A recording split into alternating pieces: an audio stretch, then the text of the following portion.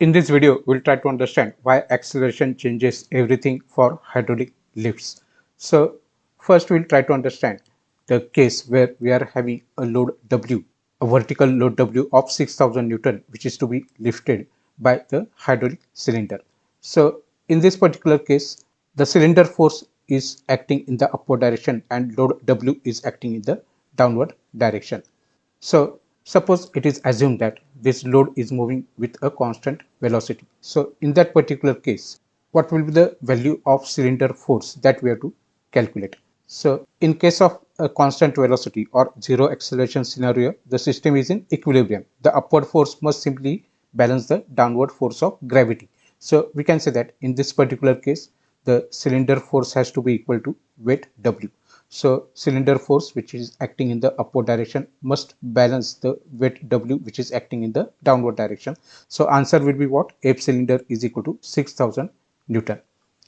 But in the real world operation, the acceleration is important or deceleration is also important.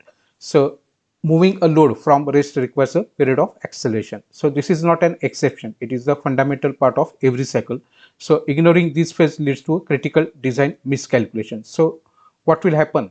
So to the force, if we want to move the weight from 0 to 1.75 meter per second in just a half a second. So suppose the load starts from 0 velocity, the velocity increases up to 1.75 meter per second and the time period for this acceleration is 0.5 seconds. So if this is the case, then what will be the change in the cylinder force calculation? That is important.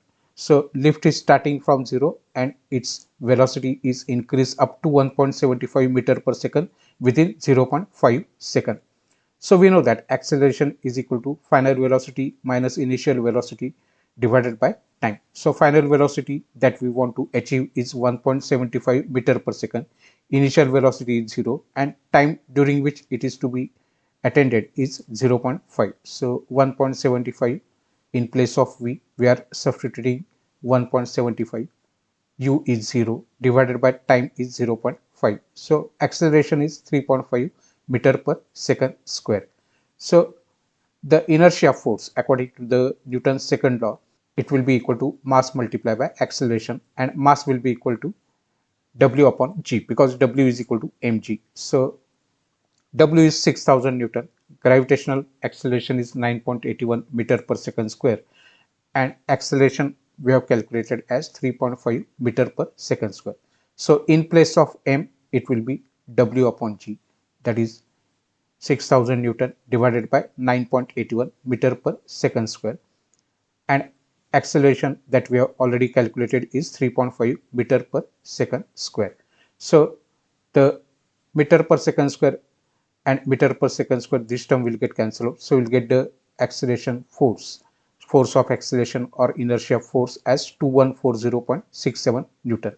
So this is the additional force required just to get the load up to the given particular speed. So we can say that the total cylinder force will be nothing but the weight which is acting in the downward direction, that is 6000 Newton. It has to overcome the counterweight as well as it has to overcome the acceleration force also. So 6000 Newton is the weight W and acceleration force is 2140. So total cylinder force that will be required is 8140.67 Newton, so that the lift will start from rest and will move with a velocity of 1.75 meter per second within 0.5 seconds. So we can say that when it is moving with constant velocity, it is requiring a cylinder force of only 6000 Newton. But if you want to accelerate the given particular lift, then it will require a force of 8140.67 Newton. So if you make the calculation, that is 8140.67 minus 6000, so we can say that the additional force that is required is 2140.67 Newton. So which is 35.7% higher than the force required during the constant velocity lift. So this is the most important part. So we can say that the impact of acceleration is that there is a 35.7% increase in the required cylinder force. So if we only rely on the static load calculations for dynamic application, then it will lead to the undersized components. then the performance of the given particular, for example, in this case it is a lift that is used as an application, the performance of the lift will be poor, and there is a possibility of failure of the given particular system also. Now if the acceleration is there, then the force required is more, that just now we have seen. So we have to take into consideration this particular factor while designing hydraulic actuators and power units. Thank you very much for watching.